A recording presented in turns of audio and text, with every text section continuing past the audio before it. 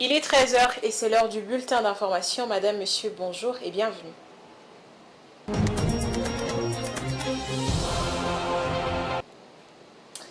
18 chefs d'État, 2 vice-présidents et 4 anciens chefs d'État africains sont attendus à la cérémonie d'investiture de Félix Tshisekedi pour son deuxième mandat à la tête de la République démocratique du Congo après sa réélection confirmée par la Cour constitutionnelle le 9 janvier dernier. C'est le haut représentant du président de la République, Serge Tshibangu, en sa qualité de superviseur des préparatifs de l'événement, qu'il a dit dans le cadre d'un briefing presse qu'il a co-animé avec le porte-parole du gouvernement, Patrick Mouyaya. Dans ce registre, plusieurs délégations des pays amis de la RDC sont attendues, notamment la Chine et les États-Unis d'Amérique, mais aussi des organisations internationales, régionales et sous-régionales.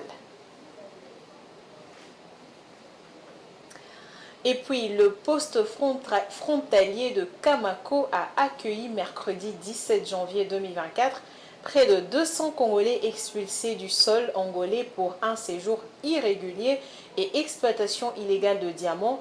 La société civile qui livre l'information indique que ces refoulés font partie du premier lot de l'opération Makoso décrétée par le gouvernement angolais. Patience Lokeke nous en dit plus. Près de 200 ressortissants de la RDC vivant en Angola ont été expulsés et sont arrivés ce mercredi 17 janvier au poste frontalier de Kamako, 150 km au sud de Chikapa. La société civile de Kamako qui livre l'information indique que ces refoulés font partie du premier lot de l'opération Makoso, décrétée par les autorités angolaises et destinée à rechercher tous les étrangers vivant de façon irrégulière en Angola. C'est une première depuis les débuts de cette année. La société civile qui déplore le manque d'infrastructures pour accueillir ces refoulés exhorte les autorités congolaises à prendre des mesures urgentes pour gérer cette situation en l'absence des organisations caritatives sur place. Déjà en décembre dernier, 909 Congolais, dont 852 hommes, 54 femmes, un garçon et 2 filles, avaient été refoulés du sol angolais, révèle la société civile. Ces refoulés vivent en errance car dépourvus de tout. La société civile de Kamako encourage les autorités congolaises à analyser en profondeur les causes de l'immigration clandestine des Congolais vers l'Angola et d'y trouver définitivement la solution pour parer à ces humiliations à répétition. Et puis le secrétaire d'État américain Anthony Blinken a réitéré mardi à Davos l'engagement de son pays à investir dans l'agriculture afin de stimuler la productivité, la qualité nutritive des cultures en développant des variétés de plantes diversifiées et résilientes au climat, tout en favorisant la santé du sol. Suivez pour plus de détails.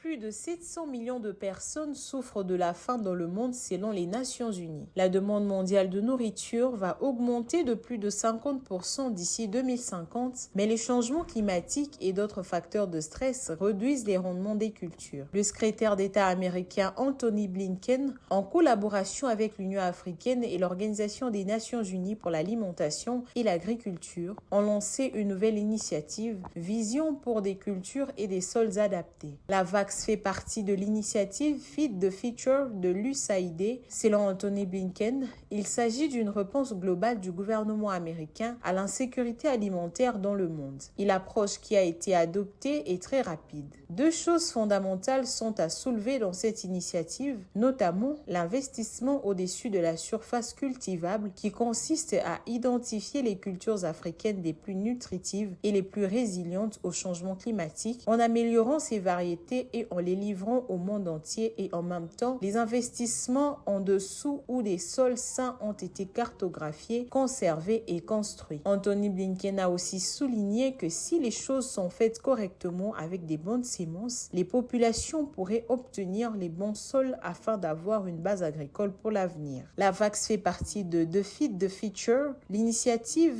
du gouvernement américain contre la faim dans le monde et pour la sécurité alimentaire, et soutient la mise en œuvre de la stratégie des États-Unis pour la sécurité alimentaire dans le monde 2022-2026.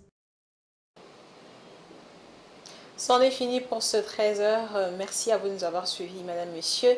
Et rendez-vous à 19h30 pour la grande édition du journal télévisé avec Fiston Oléco à la présentation.